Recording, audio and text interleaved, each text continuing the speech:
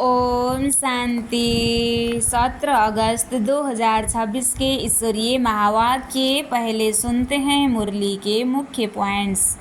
अभी कलयुग और सतयुग का संगम है और यही राजयुग सीखने का श्रेष्ठ समय है। इसी समय ब्राह्मण बनकर देवता बनने का वर्षा प्राप्त होता है। नेक्स्ट पॉइंट है बाबा का, कर्म बंधनों को तोड़ना, अपने संस्कार स्वभाव को मोड़ना और एक बाप से सभी संबंध जोड़ना, इस 3 बातों की स्मृति सदा विजयी बनाती है।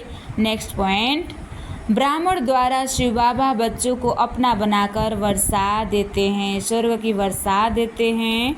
और अब सुनते हैं महावाक्यों को विस्तार से। मीठे बच्चे, बाप और दादा की भी वंडरफुल कहानी है। बाप जब दादा में प्रवेश करे तब तुम ब्रह्मा कुमार कुमारी वर्षे के अधिकारी बनो।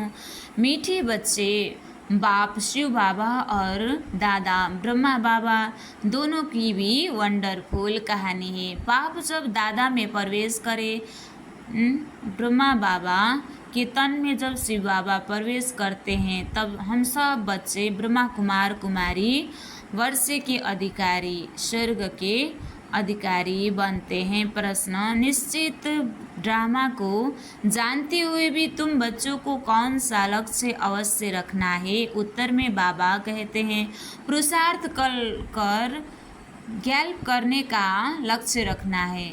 पुरुषार्थ कर ज्ञाल्प करने का अर्थात विनाश के पहले बाप की याद में रह कर्मातीत बनने का लक्ष्य रखना है।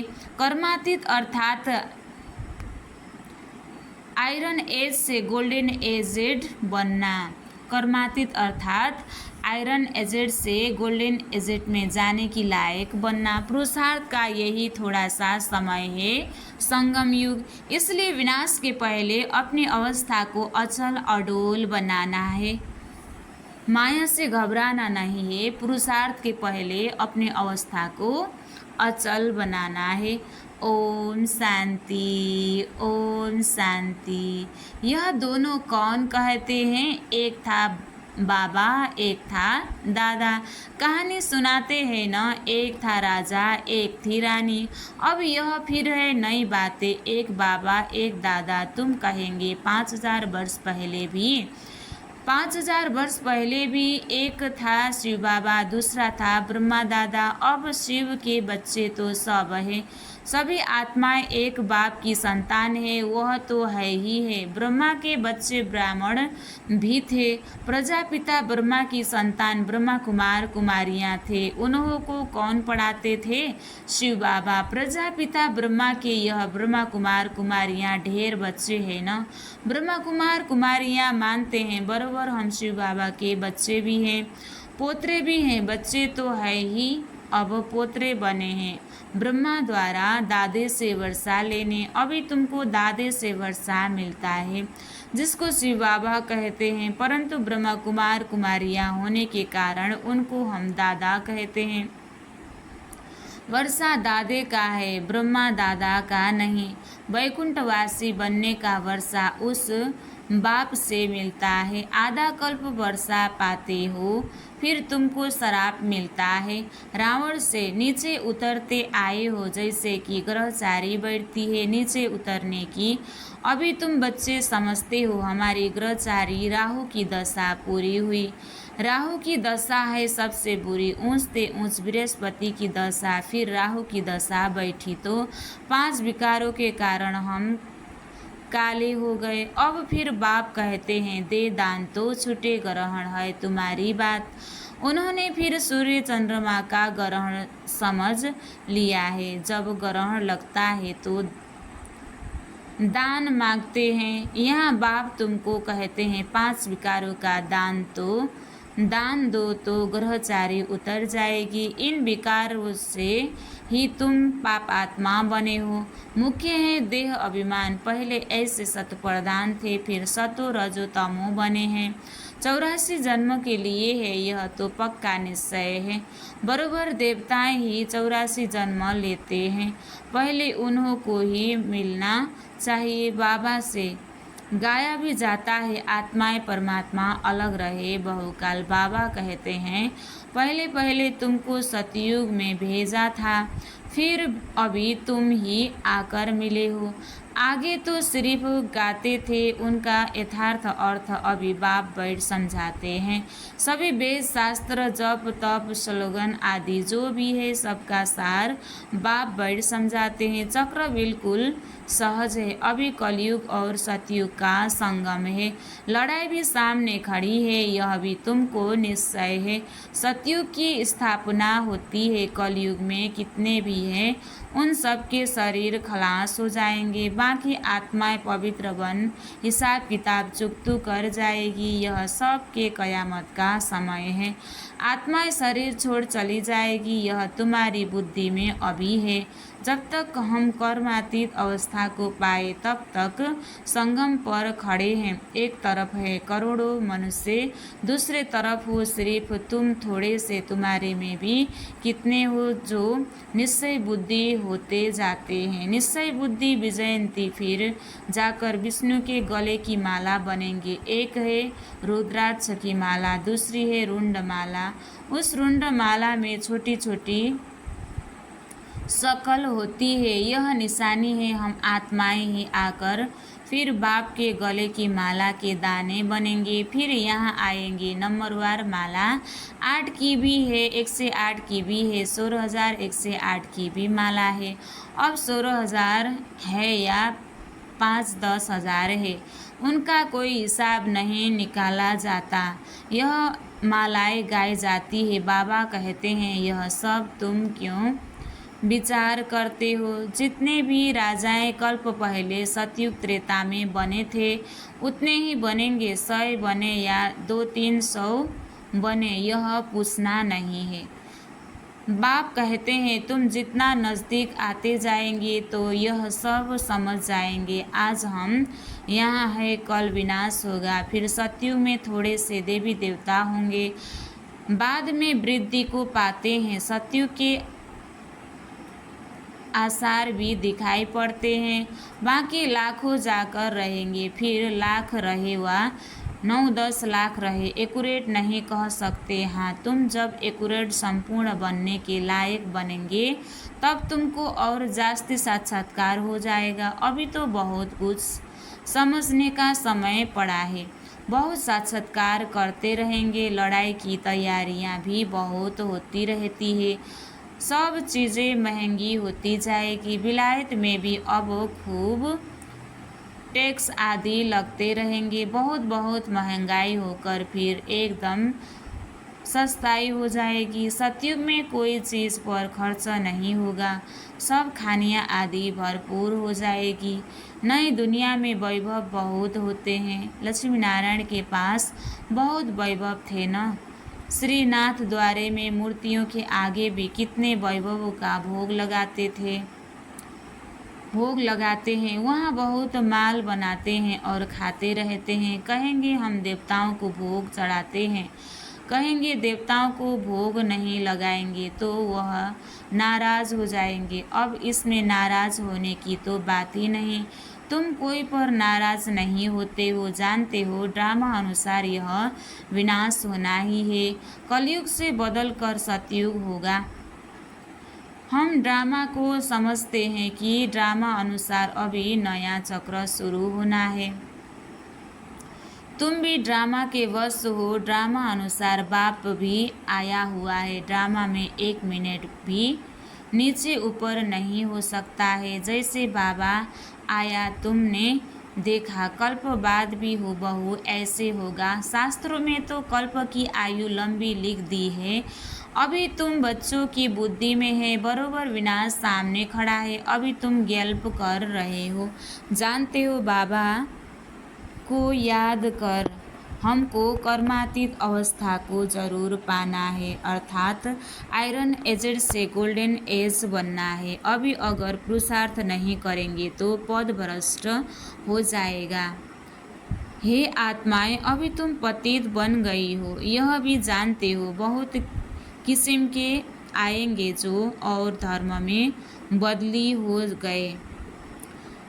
बहुत किस्म के आएंगे जो और धर्म में बदली हो गए, वह निकल कर आते रहेंगे, आकर अपना पुरुषार्थ करते रहेंगे बाबा से वर्षा पाने। ब्राह्मण धर्म में आकर फिर देवता धर्म में आएंगे, ब्राह्मण धर्म में नहीं आएंगे तो देवता धर्म में कैसे आएंगे। ब्राह्मण दिन प्रतिदिन वृद्धि को पाते रहेंगे, देखेंगे विनाश सामने आ गया है, यह तो ठीक कहते हैं, फिर वृद्धि होती जाएगी। ब्राह्मणों का झाड़ वृद्धि को पाकर फूल हो जाएगा, फिर वापस जाएंगे, देवताओं का झाड़ बढ़ेगा। अभी तुम संगम पर राजयोग सीख रहे हो। इस संगम को कल्याणकारी युग कहा जाता है। संगम का ही गायन है, गंगा सागर का मेला दिखाते हैं, वह सब है भक्ति मार्ग का। यह है ज्ञान सागर और ज्ञान सागर से निकली हुई ज्ञान गंगा है। ज्ञान सागर से पतित पावन अक्षर लगता है, वह समझते हैं पतित पावन गंगा है और फिर गंगा में स्नान करते ही आते हैं। यह नदियाँ तो सतयुग से लेकर चलती आती है, आजकल तो नदियाँ भी कहाँ कहाँ डुबो देती है। प्रकृति भी तम प्रधान, सागर भी तम प्रधान हो पड़ा है। सागर थोड़ी सी उछल खाएगा तो सब कुछ खलास कर देंगे। सतयुग में सिर्फ हम थोड़े ही भारत में रहते हैं। यमुना के कंढे